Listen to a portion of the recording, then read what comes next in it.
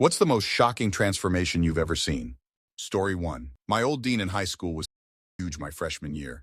Probably about 6'8", 550 pounds. Our school bought a golf cart because he physically could not walk from the East End, where his office was, to the West End. I got into trouble a lot freshman year because of shit that wasn't my fault, and he bailed me out every time because he actually analyzed the situations presented to him, something that had never been done at my previous schools. So I saw him a lot then, but after that year, people knew not to fuck with me, so I didn't see him much. When I graduated from school, I saw him for the first time in years, and I legit gasped. He had lost probably 250 pounds and could actually walk long distances without resting. I was very proud of him. Story 2. Can I toot my own horn? I had a pituitary tumor that caused Cushing's disease. I gained 100 pounds, became diabetic, had hypertension. My hair fell out, hair grew on my back and chest. I'm a woman. Acne, my eyes were swollen shut. I looked pregnant because my belly was so distended. All muscle atrophied on my body. I'm 18 months out from neurosurgery and all of that has been reversed, and I barely recognize the person I was for so many years because of a tiny tumor.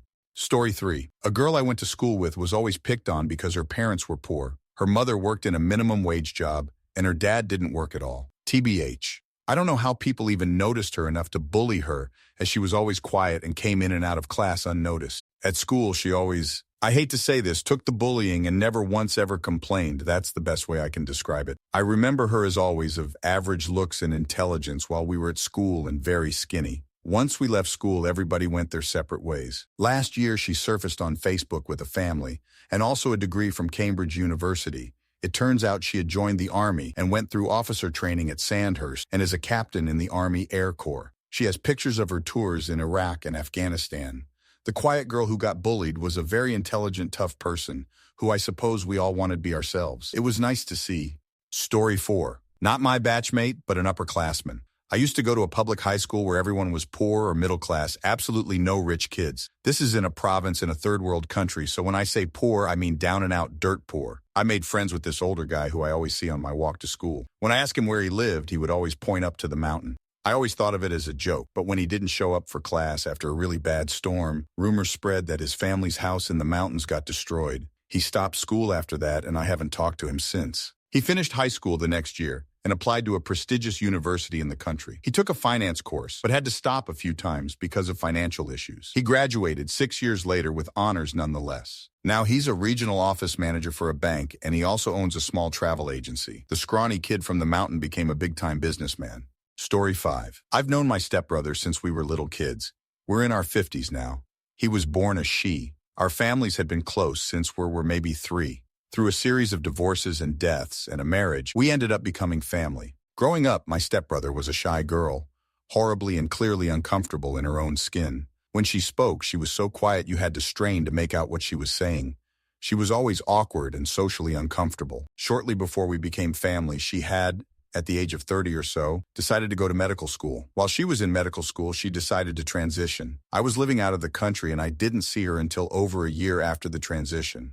He was not she in any fashion. Thick beard, loud and boisterous, socially confident, and most importantly, happy. He's been happily married for about 15 years now and been tremendously successful in his career.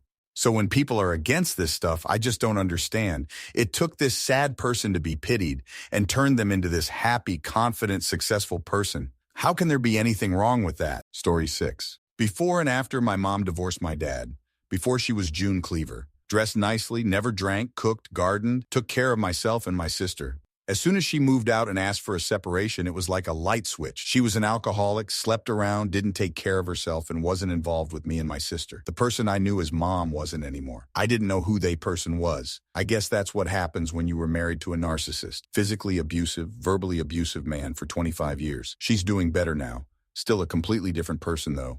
And still an alcoholic. Story 7. One that haunts me is the person who we picked up when I was detox volunteer. Almost completely unresponsive. The nurse was pushing his pen over an inch deep into his chest area to get any kind of response and barely got an eyelid flutter out of it. They sent him to the emergency room. On my next shift a few days later, I asked if he was back from the emergency room.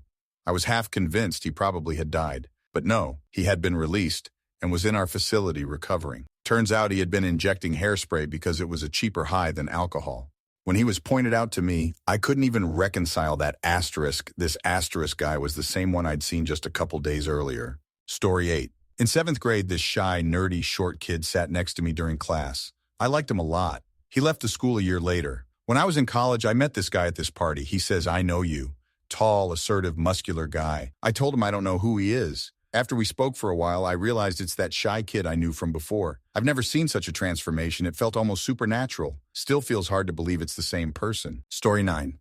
There was a girl in my class who was really quiet, shy, always dressed super conservatively, never came close to breaking the rules. A bit of a Hermione type. I bumped into her, having not seen her for like 7 years, and she was totally different. Covered in tattoos and piercings and dreadlocks. Almost didn't recognize her.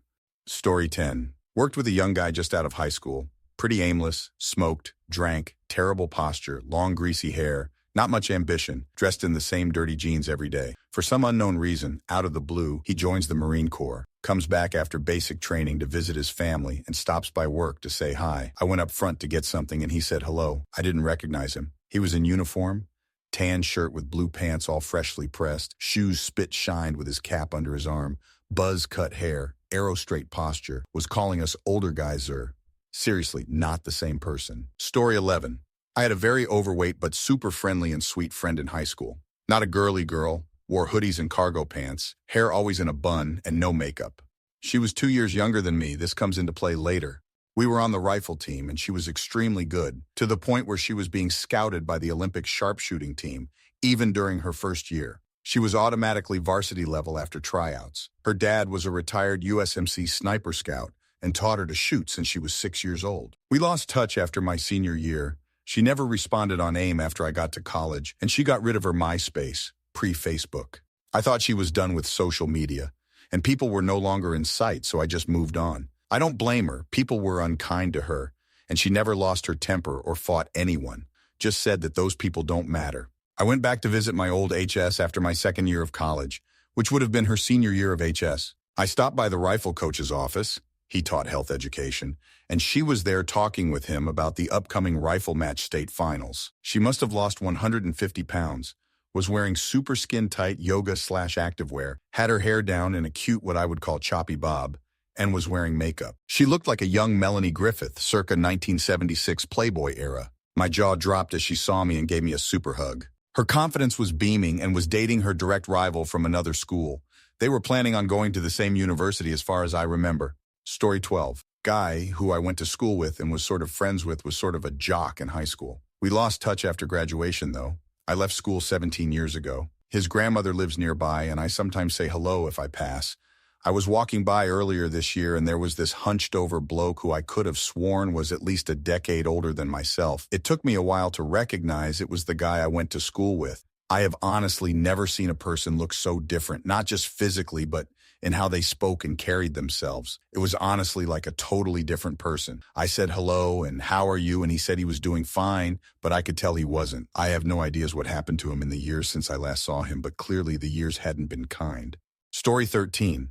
In general, I don't know. There's plenty of weight loss before and after pictures, or puberty hit me like a bus pictures online, or even on weight loss program commercials. But as far as IRL, I'm going to brag a little and say myself. I didn't even notice until I was going through old photos on my laptop, but I look happier these days since taking better care of my mental health and overall treating myself like a human being. I came across a pic I had taken, maybe back in 2014 to 2015. I would have been about 17, 18 at the time. I looked miserable, and I felt miserable then, for a myriad of reasons. I compared it to a picture I took in 2022, and I looked like there was an actual soul behind my eyes.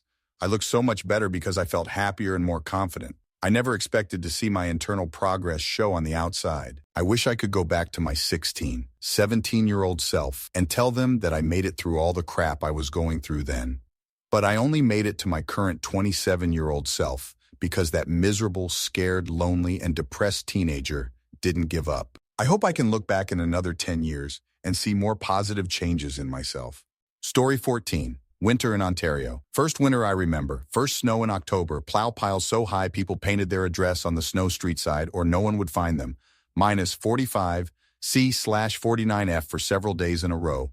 Last snow gone by the end of May. Last winter, first snow mid-December. Plow piles never more than 1/2 meter, 18. Tall, lowest daytime temperature.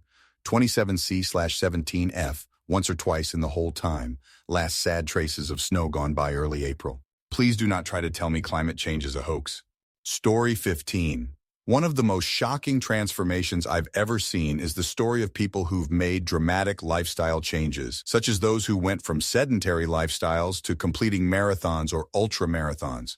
Seeing someone who was once out of shape and unhealthy completely transform their fitness and mental well-being is truly impressive. Another incredible transformation is the makeover of homes or spaces on shows like Extreme Makeover. The contrast between the before and after is often staggering, turning outdated or dilapidated spaces into beautiful, functional environments. These kinds of transformations highlight how powerful dedication and hard work can be, whether it's improving personal health or revitalizing a physical space. Story 16. Going to school with this beautiful, and I mean beautiful, Egyptian girl. Her folks had money, and as far as I knew, they were decent and supportive people. Fast forward some years after high school, and I asked someone about her, and they told me that she was down in Kensington, a neighborhood in Philly that is an open-air drug market and like the heroin capital of the world, and she refuses to come home or accept help from anyone. Her hair was matted, and she didn't even have a pair of shoes. It was very saddening. Her suffering ended like a year ago. She passed on to whatever is next. Edit. If you're reading this and it applies to you, then please heed my warning. You either get off the dope or you die. That's it. Those are the only two outcomes, and unfortunately fentanyl wins the majority of the time. There is help out there for you, and things are so much better living on this side, trust me. Story 17. An on-again, off-again friend from my primary school, grade 1, 4 time. In primary school, she had a very difficult home life. Mother extremely sick with brain tumor. Father pretty much a slob. She was a chubby and pretty unkempt kid. She acted out, started smoking at under 10, I think. Smoked and played with fire in front of younger kids. Was pretty much the sole person that caused me to act out back then. Used to hit me when we had our frequent fights. In middle high school, same school in my country, she wasn't on the same school as me, but we still lived in the same village. At first, she turned into full-on bullying me. A bit later, she coincidentally was in the same friend group as me. At first, I wouldn't have recognized her. She lost weight, cut her hair short, was much better put together, had the courage to openly come out as lesbian in a small town, and she was actually one of the very few who apologized for bullying me, even though it was not to my face but relayed by a friend. We actually became friends again later on, and she was much more stable than as a kid. I think she stopped smoking too. I was happy for her. Her childhood was really rough. Story 18. I am lucky enough to work with an animal rescue society and have seen dozens of cats and dogs go from injured or starving to glossy, happy, and healthy. I'll try to figure out how to post pictures, but the one that always stays with me is a puppy who came in at about 6 days old with neurological injury after being dropped by accident off a second-level deck and then rejected by her mother. She was so small I misspoke and called her a kitten at one point, so we called her Miss Kitty. She couldn't lie straight. She was permanently bent in a curve to the right. We don't know if she would live. We had to bottle feed her every 2-3 hours. She is now a big, healthy German shepherd, and the only sign of her injury is the fact that she trots like a horse. Story 19. That was my best friend from high school. Dude was 280 pounds at 6. He had been that big since middle school, had a rat tail, and wore anime shirts all the time. I went off to college and hadn't seen the guy in a year. He was down to 190 pounds and ripped. He walked to work every day, stopped eating fast food, and drank only water. It was intense to see him so thin after knowing him to be so big. Story 20. This kid Michael I knew in '78. Very nice, funny kid, wouldn't shut up from telling jokes. He was a well-liked normal kid, then snapped and stabbed his sister after trick-or-treat. He wouldn't speak after this attack and went away to a psychiatric institution. Got out one night and now he is big and intimidating, just breathes heavy, wears a mask and stabs anyone he sees. Story 21. Worked with a guy in my early 20s that was 6'5"-ish and easily 500 pounds. Horribly hygiene, dandruff visible in his hair from 20 paces, smelled awful, chain smoked, like just all around bad. Dude wasn't going to see 30 at the rate he was going. About 10 years after that, had left the job approximately 8 years earlier, ran into a mutual coworker at the grocery store, got to talking. Big dude got brought up and the guy I was talking to basically did a spit take. Holy shit. I actually ran into him at a bar a few months back. I don't have the words to describe him now, but I got a few pics we took, and he showed me. He basically looks like the actor in the Reacher TV show now, but less bulky and more shredded, like if Tyler Durden bulked up, lost all the weight, had the excess skin surgically removed, the whole nine. Blew me the fuck away, buddy I was talking to. Said he only bullshitted with him for a few minutes, but in that time span he told 2-3 girls, Sorry, I'm married. Said not only the physical, but he was one of the most pleasant, humble people in the world now, as opposed to the grouchy asshole he was when I worked with him. He's still my go-to motivation when I don't feel like working out. Story 22. Made out with this goth dude in high school. Didn't really keep in touch with him after, but he was a friend of a friend's. He wasn't conventionally attractive, but he knew how to dress well, was personable, tall, slender, walking definition of accessories and black hair dye. Went to a friend's birthday party about 5 or 6 years later at a bar. While scanning the place, I eventually noticed a rotund, balding guy with a Hawaiian shirt and khakis waving in the direction. Had no idea who he was and figured he was waving at someone behind me, but no one else was there. Again, no idea who he was as I didn't recognize him, especially with those Birkenstocks, so I just casually wandered around and waited at a table. Meanwhile, this guy is frantically waving at me, but eventually gives up. I thought he was just some weirdo. Turns out, it was the goth dude I made out with a couple times. He looked nothing like I remembered him. He had somehow aged significantly in those years since I last saw him. He seemed amazed that I looked exactly the same and laughed about how face-blind I was to have not recognized him. I just laughed along with him and said something along the lines of, "Yeah, I'm the worst with faces." To be fair, I'm not the greatest at faces, but man, T was shocking. If I hadn't spoken to him, there's no way I'd ever be convinced it was the same guy.